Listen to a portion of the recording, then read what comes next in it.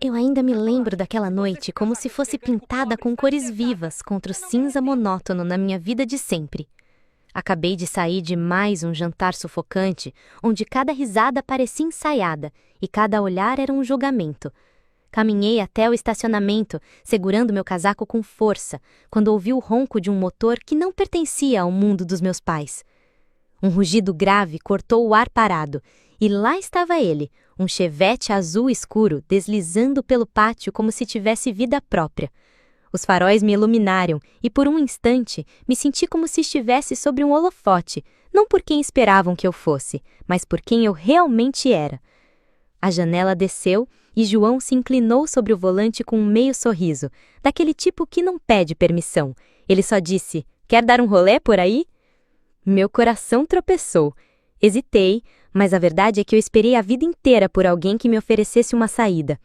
Deslizei para o banco do passageiro, o couro gasto, mais quente, e a porta se fechou com um som que parecia definitivo, como se eu tivesse cruzado uma linha invisível. João engatou a marcha e o Chevette ganhou vida, nos puxando para a estrada aberta. As luzes da cidade de Salvador encolheram atrás de nós, substituídas pelo escuro infinito do céu baiano salpicado de estrelas. O vento entrava pela janela entreaberta, bagunçando meu cabelo, e pela primeira vez em anos eu ri sem me preocupar se alguém achava alto demais, agudo demais ou fora de lugar. João me olhou de lado, os olhos capturando pedaços de neon dos letreiros que passavam. "Então, me conta, do que você está fugindo?" Não respondi de imediato. Olhei para o horizonte se estendendo sem fim à nossa frente e murmurei: "Talvez eu não esteja fugindo. Talvez eu esteja finalmente começando." Ele sorriu, tamborilando no volante ao ritmo de uma música de forró que tocava baixo no rádio. Ele me contou sobre a vida dele, sem enfeite e sem açúcar. Trabalhava longas horas numa oficina, consertando motores que gritavam mais alto que a maioria das pessoas que ele conhecia. Morava num apartamentinho simples acima da oficina. Cheirava mais a óleo de motor do que a perfume, e sonhava em um dia ter seu próprio canto. Não havia polimento nas palavras dele, mas havia uma honestidade que eu nunca tinha recebido antes. Ele disse: "Liberdade não é ser inconsequente, é ser verdadeiro." Isso me acertou mais fundo do que eu queria admitir. Pensei em cada jantar onde o silêncio era mais seguro que a verdade, em cada festa onde sorrir era obrigatório, e percebi o quanto tudo isso tinha sido vazio. Paramos numa lanchonete à beira da estrada, com um letreiro de neon piscando e um café que tinha sido feito horas antes. Sentamos num banco e João pediu batata frita, sem perguntar se estava tudo bem. Ri de novo, surpresa com o quão natural era estar com alguém que não me tratava como um reflexo de outra pessoa. Entre uma batata e outra, ele se inclinou e disse, baixinho: "Você parece alguém que está segurando a respiração há muito tempo." Ele não estava errado. Sentada ali, com o som dos caminhões passando na estrada lá fora, senti meu peito subir e descer num ritmo que não era controlado por ninguém além de mim. Eu não era a sombra da minha irmã, não era a decepção dos meus pais, era só uma garota sentada diante de um cara que me via, realmente me via. Quando ele me levou de volta naquela noite, o Chevette ronronava suavemente, os faróis cortando a rua silenciosa. Fiquei ali, a mão na maçaneta, sem querer voltar para o mundo que parecia menor que a lanchonete que acabávamos de deixar. Ele se inclinou e disse, "Quando você precisar respirar de novo, sabe onde me encontrar." Assenti, saindo, mas o eco daquela promessa me seguiu para dentro. Naquela noite, deitada acordada no meu quarto, o som daquele motor ainda nos meus ouvidos, percebi que algo tinha mudado. O mundo que eu conhecia estava se fechando, mas a estrada que João oferecia era ampla, e pela primeira vez eu queria segui-la. As noites seguintes se misturaram num ritmo que eu nunca tinha conhecido antes. Toda vez que o Chevette aparecia, meu coração pulava, como se eu visse um segredo que só eu lhe entendia. Dirigíamos sem mapa, perseguindo pores do sol que se espalhavam pelo céu baiano em faixas de fogo e dourado. Terminávamos em praias com o som das ondas ou em lanchonetes com acarajé meio frio, mas o lugar nunca importava. O que importava era a liberdade que se acomodava no meu peito quando João estava por perto. Ele tinha um jeito de transformar o silêncio entre as músicas no rádio em algo significativo, como se o mundo não precisasse falar quando nós dois já estávamos ouvindo. Uma noite, ele desviou da estrada para uma praia deserta, o sol derretendo no horizonte. Sentamos no capô do carro, o calor do metal atravessando nossos jeans, e ele me entregou uma lata de guaraná gelada do isopor no banco traseiro. Por um momento, ficamos ali, tomando e vendo o céu mudar de cor. Então ele me olhou, realmente olhou, e disse: "Sabe, você não precisa ficar se provando para ninguém." Minha garganta apertou. Ninguém nunca tinha me dito isso antes. Murmurei: "Eu nem sei quem sou quando não tô provando algo." Ele sorriu, afastou uma mecha de cabelo do meu rosto e respondeu: "Então talvez a gente descubra isso juntos." O ar parecia pesado com o peso daquelas palavras, e antes que eu pudesse responder, ele se aproximou, diminuindo o espaço entre nós. O beijo foi simples, mas carregava a faísca de algo que eu estava faminta a minha vida inteira. Não era sobre desafio ou rebeldia, era sobre pertencimento. Quando nos afastamos, vi meu reflexo nos olhos dele e percebi que não tinha mais medo. Ri, nervosa, escondendo o rosto nas mãos, mas João apenas as afastou com suavidade. "Nunca se esconda," ele disse, "não de mim." Semanas viraram meses. O Chevette se tornou nossa máquina do tempo, nos levando por noites infinitas e promessas sussurradas. Falávamos de música, sobre sonhos, sobre lugares que queríamos ver além das fronteiras do nosso pequeno mundo. Cada quilômetro me afastava da gaiola onde vivi e me aproximava de algo que parecia um lar. Uma noite, sobre um céu salpicado de estrelas, ele parou o carro numa estrada de terra onde ninguém mais passaria. Abriu o porta-malas, pegou uma manta velha e a esticou sobre o capô. Deitamos ali, olhando para cima, contando constelações como se fossem nosso futuro. Quando ele sentou de repente, pensei que fosse pegar outro guaraná. Em vez disso, tirou uma caixinha do bolso. A noite ficou parada. Ele abriu, revelando um anel de prata simples, e sua voz tremia de um jeito que eu nunca tinha ouvido. "Mariana, você faz a estrada parecer menos solitária. Quer casar comigo?" Minha respiração parou e todo o barulho do mundo sumiu. Minha resposta foi pouco mais que um sussurro, mas carregava tudo que eu tinha para dar. Sim. O dia finalmente chegou quando não pude mais adiar levar João ao mundo do qual eu estava fugindo. Meus pais insistiram no almoço de domingo, e embora meu estômago se contorcesse, concordei. Quando entramos pela porta pesada de madeira da casa dos Almeida, o ar já estava carregado de expectativas. Os olhos da minha mãe passaram por João como se inspecionassem uma mancha na toalha de mesa. Ela não cumprimentou, não de verdade, apenas um aceno rígido antes de se virar. Meu pai estava sentado à cabeceira da mesa, os ombros retos, a expressão dura como pedra. Sofia se encostava no batente da porta, os lábios curvados naquele sorriso perfeito que ela sempre usava quando sabia que tinha a vantagem. Sentamos, os talheres brilhando sobre a luz do lustre. João tentou puxar conversa, falando sobre a viagem até ali, o calor, até elogiando as flores no jardim. Meu pai o cortou com uma pergunta afiada. "O que você faz exatamente, rapaz?" João respondeu com calma. "Sou mecânico. Conserto motores, ajudo as pessoas a economizar, mantenho elas seguras na estrada." A mandíbula do meu pai apertou.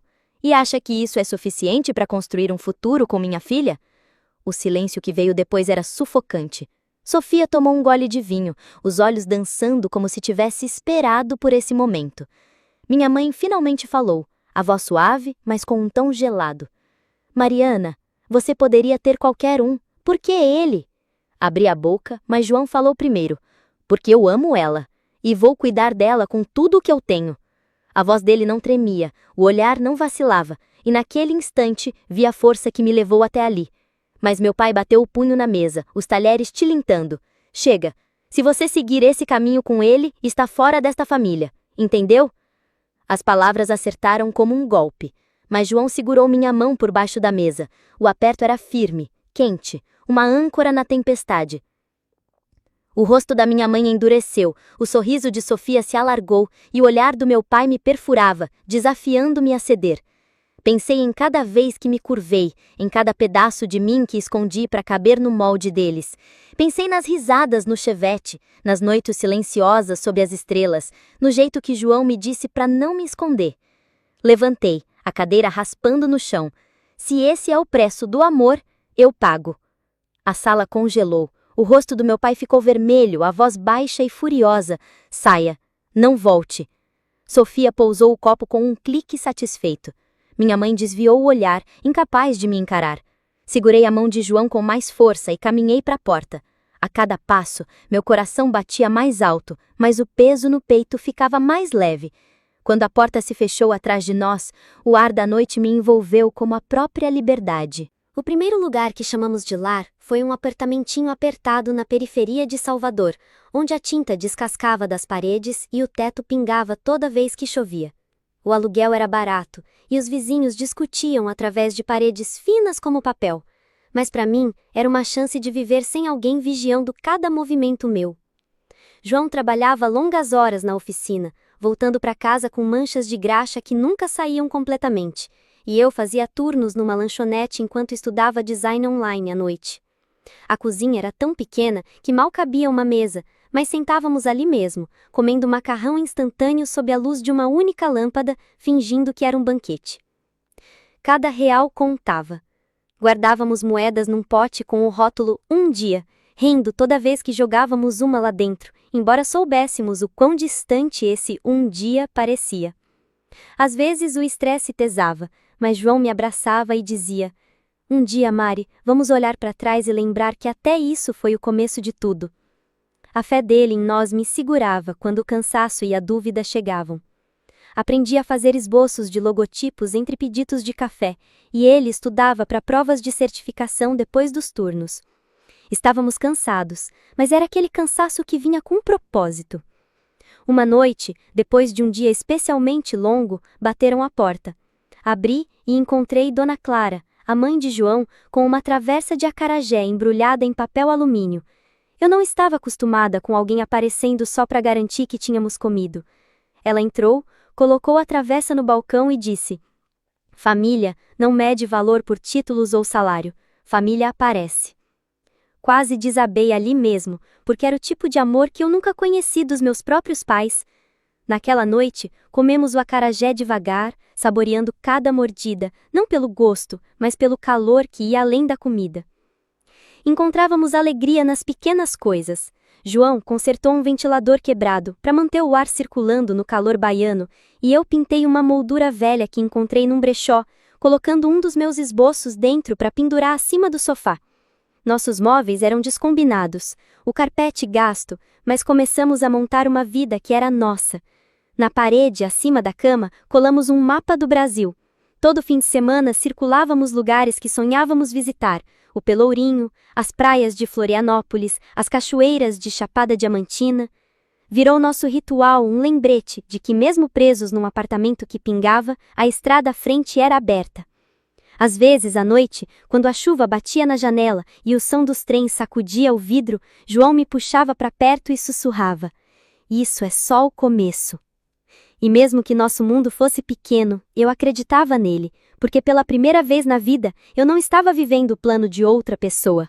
Estava vivendo um meu. Os anos se misturaram, cada um nos afastando daquele apartamento que pingava e nos aproximando da vida que sonhávamos. João estudava até tarde, as mãos ainda com graxa da oficina, folheando manuais até os olhos pesarem. Na noite em que ele entrou com o certificado na mão, eu soube que algo tinha mudado.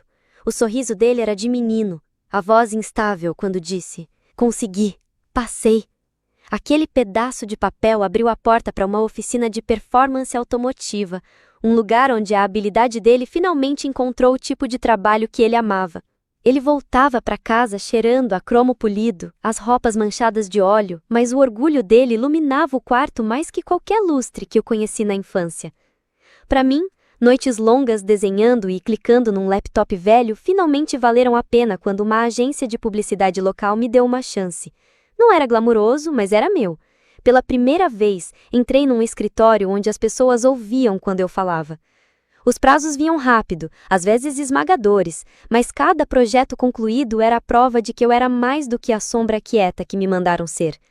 Trabalhávamos em horários opostos, muitas vezes nos encontrando só para cafés da manhã corridos ou beijos sonolentos antes de dormir. Mas esses fragmentos de tempo nos sustentavam, eles nos lembravam por que estávamos fazendo tudo isso.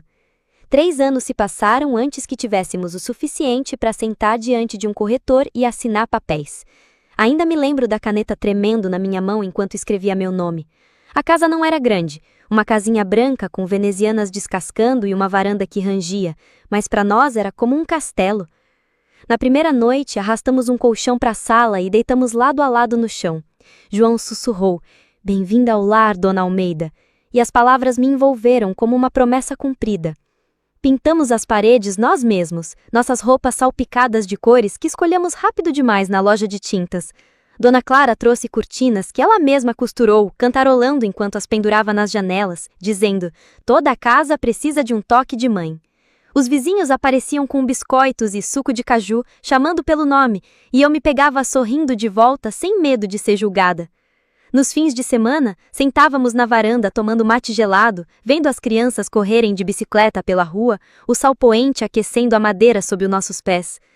Às vezes, João pegava as chaves e saíamos de novo no chevette, o vento entrando pelas janelas, a música alta demais, as risadas se espalhando pela noite. Mesmo com o nosso mundo mais firme, esses rolês nos lembravam que a faísca não tinha apagado. Tínhamos lutado por essa vida, pedaço por pedaço, e agora, cada rangido na varanda, cada prego na parede, cada foto que pendurávamos era prova. Esse era nosso lar, não porque era perfeito, mas porque construímos juntos.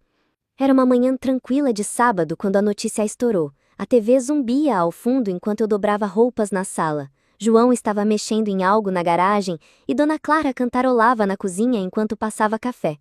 Não prestei atenção até ouvir o nome do meu pai. Minhas mãos pararam no meio de uma dobra. Virei para a tela e lá estava ele, o rosto estampado nas notícias com letras grandes rolando embaixo. Escândalo financeiro na universidade. A voz do apresentador parecia distante, abafada pelo som do meu coração batendo. Mostraram imagens dele sendo levado para fora de um escritório, câmeras piscando, repórteres gritando perguntas. Os ombros curvados, o terno antes impecável agora amarrotado, a expressão sombria.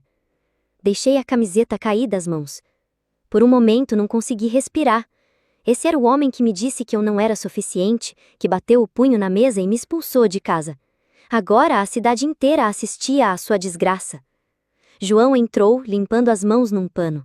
Seguiu meu olhar até a tela. Depois deixou o pano de lado e cruzou a sala.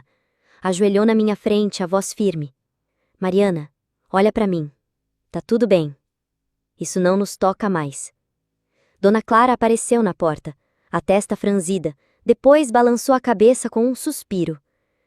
"As pessoas colhem o que plantam", murmurou, trazendo 2 canecas de café para a mesa. Sentei ali, dividida entre raiva e tristeza, o peso das velhas feridas apertando meu peito. A queda do meu pai estava espalhada por todos os canais, mas em vez de satisfação, senti um vazio estranho. João segurou minha mão, me ancorando, o polegar roçando meus dedos. Murmurei: "Nem sei como me senti." Ele respondeu suave: "Então não se force, deixe estar." O apresentador passou para outra notícia, a tela mudando para política, mas a imagem do meu pai sendo levado ficou. Encostei em João, ouvindo o ritmo constante da respiração dele. Meu passado estava se desfazendo em exibição pública, mas naquela pequena sala, cercada pelas pessoas que me escolheram, percebi que não pertencia mais àquele caos. Tinha construído uma vida fora dele, e não voltaria atrás. A sala do hospital estava silenciosa, exceto pelo bip constante dos monitores e o leve farfalhar das enfermeiras entrando e saindo. Eu estava exausta, encharcada de suor, mas quando ouvi o primeiro choro cortar o ar, tudo mais desapareceu. Colocaram ela nos meus braços, minúscula e enrugada, os punhos cerrados como se já estivesse pronta para lutar por seu lugar no mundo. João se inclinou sobre mim, os olhos úmidos, a voz falhando ao sussurrar: "Ela é perfeita." Olhei para ela, para o choque de cabelo escuro e o narizinho que tremia enquanto chorava, e senti meu coração se abrir por completo. Nós a chamamos de Clara Luz, um nome que parecia suave mas forte, um lembrete do que nos trouxe até aqui. João a segurava contra o peito, balançando suavemente, as mãos tão firmes para alguém cujo corpo tremia de emoção. Dona Clara chegou com uma manta tricotada, listras rosa e brancas, lágrimas riscando o rosto enquanto a enrolava na neta. "Família nem sempre vem de onde você espera", disse, beijando o topo da cabeça de Clara. E pela primeira vez, não senti a dor do que perdi. Levar Clara para casa foi outro tipo de milagre. A casa que antes parecia grande para nós dois, de repente parecia pequena para o som dos choros dela, a pilha de fraldas e as mamadeiras secando na pia. Eu a balançava na cadeira perto da janela, cantarolando baixo, enquanto João montava o berço tarde da noite. Os dias se misturavam em horas sem dormir, mas cada momento era prova de que nosso amor tinha criado raízes e crescido em algo que nunca imaginamos naquele apartamento que pingava. Havia noites em que o cansaço me consumia e eu me perguntava se conseguiria continuar, mas então Clara enromava os dedinhos minúsculos nos meus e João colocava a mão no meu ombro, firme e seguro. Nessas horas, eu sabia que não estava sozinha. Estávamos construindo algo mais forte que qualquer tempestade do passado. Nossas risadas enchiam os corredores, nossas fotos forravam as paredes e pela primeira vez entendi o que lar realmente significava. Estava trancando o escritório quando os vi perto do estacionamento. Meu pai encostado num carro que não pertencia ali, o terno amarrotado, os ombros caídos. Minha mãe segurava a bolsa como se fosse tudo o que restava. E a poucos passos, Sofia, braços cruzados, o rosto tenso de frustração. Por um segundo pensei que eram estranhos, não a família que um dia me baniu. Meu pai deu um passo à frente, a voz rouca. Mariana, sua irmã se recusa a nos ajudar. Precisamos de um lugar para ficar, só até as coisas melhorarem. Minha mãe acrescentou rápido, a voz falhando. Por favor, perdemos tudo. Sofia revirou os olhos, disparando. Não olhem para mim, já fiz o suficiente. O tom dela era afiado, a mesma arrogância que eu lembrava, só que agora rachada com amargura. Fiquei parada, as chaves mordendo minha palma enquanto as memórias voltavam correndo. A noite em que meu pai bateu na mesa, o momento em que Sofia sorriu quando a porta se fechou atrás de mim, o silêncio que durou anos. Então João apareceu, caminhando rápido do outro lado do estacionamento. Passou o braço em volta de mim, firme e seguro. A mandíbula do meu pai apertou ao vê-lo, mas ele segurou a língua. Você nos deve isso, disse, como se fosse uma dívida a ser cobrada. Os olhos da minha mãe brilhavam, e por um momento quase senti a culpa antiga me puxar. João se inclinou sussurrando só para mim. Você não precisa deixar eles entrarem, não se isso custar a vida que construímos. Olhei para ele, depois para os 3 rostos à minha frente. A desesperação deles era clara, mas a verdade também. Eles não vieram porque me queriam, vieram porque todas as outras portas se fecharam. Balancei a cabeça lentamente. Na noite em que saí, vocês disseram para nunca voltar, fizeram questão que eu entendesse. Meu pai abriu a boca, mas nenhuma palavra saiu. Sofia bufou, murmurando algo baixo, e as lágrimas da minha mãe escorreram pelo rosto. Apertei a mão de João, me virei e caminhei com ele até nosso carro. Atrás de nós, o estacionamento ficou silencioso, mas dentro de mim havia apenas clareza.